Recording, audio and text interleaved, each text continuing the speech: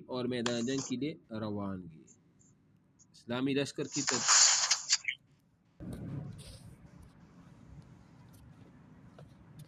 ابھی صحیح ہے.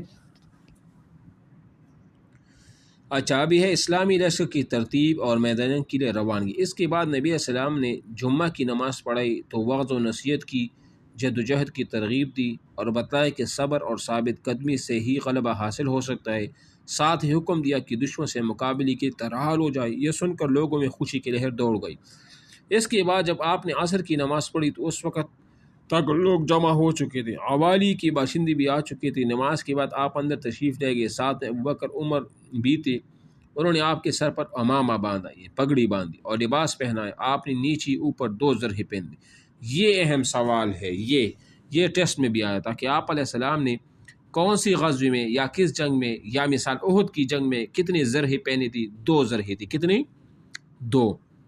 اس کو نوٹ کر لی.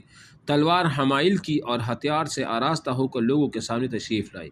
لوگ آپ علیہ السلام کی آمد کے منتظر تو تھے ہی، لیکن اس دوران حساد بن معاذ، اسید بن خضیر نے لوگوں سے کہا کہ آپ لوگ نے رسول اللہ صلی اللہ علیہ وسلم کو میدان میں نکلنے پر زبردستی آمادہ، حالانکہ وہ تو چاہتے تھے کہ مدینہ کے اندر لڑیں گے، لہٰذا معاملہ آپ علیہ السلام پر ہی حوالے کر دیجیے. یہ سن کر سب لوگوں نے ندامت محسوس کی، اور جب آپ علیہ السلام باہر تشریف لائے تو آپ علیہ السلام نے عرض کیا کہ یا رسول اللہ، ہمیں آپ کی مخالفت نہیں کرنی چاہیے تھی. آپ علیہ السلام کو جو پسند ہو وہی کیجیے. اگر آپ کو یہ پسند ہے کہ مدینہ میں رہے تو آپ ایسا ہی کیجیے. رسول اللہ صلی اللہ علیہ وسلم نے فرمایا کوئی نبی جب اپنا ہتھیار پہن لے تو مناسب نہیں کہ اسے اتارے تاکہ اللہ اس کے درمیان اور اس کے دشمن کے درمیان فیصلہ فرما دے. اس کے بعد نبی علیہ السلام نے لشکر کو 3 حصوں میں تقسیم کیا. یہ وہ اہم سوال ہے. یہ سوال آج کل کسی نے گروپ میں بھی پوچھا تھا نا، وہ ایک لیکچرشپ کے گروپ ہے، میں نے یہی جواب دیا تھا. یہ آج سامنے بھی آ گیا. انہوں نے کہا کہ احد کی جنگ میں کس کے پاس جھنڈا تھا مسلمانوں میں؟ تو یہ سارے تینوں میں نے بتا دیے تھے ادھر.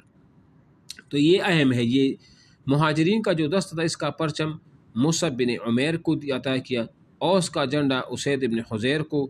یہ احد کی بات ہو رہی. اور قبیلہ خزرج کا جھنڈا حباب بن منذر کے وہ پاس تھا.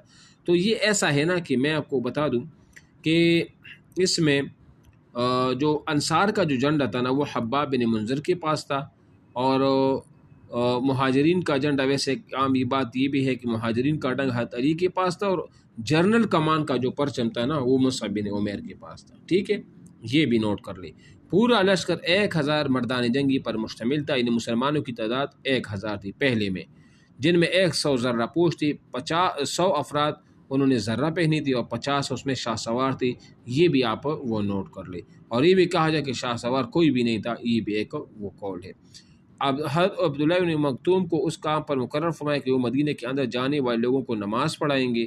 تو اس کا مطلب یہ ہوا کہ مدینہ کے نائب بطور نماز کے لیے کس کو مقرر کیا گیا تھا؟ عبداللہ بن مکتوم کو. اس کے بعد کوچ کا اعلان فرمایا اور لشکر نے شمال کا رخ کیا. حساد بن معاذ اور سعد بن عبادہ نے ذرہ پہنے نبی علیہ السلام کے آگے آگے وہ چل رہے تھے. سنیت الوداع سے آگے بڑھے تو ایک دستہ نظر آیا جو نہایت عمدہ ہتھیار پہنے ہوئے تھا اور پوری لشکر سے الگ تھلگ تھا. آپ نے دریافت کیا تو بتلایا کہ حضرت کے حلیف یہود ہیں. حضرت کے حلیف یعنی یہود بھی اس لشکر میں شامل تھے جو مشرکین کے خلاف شریک جنگ ہونا چاہتے ہیں.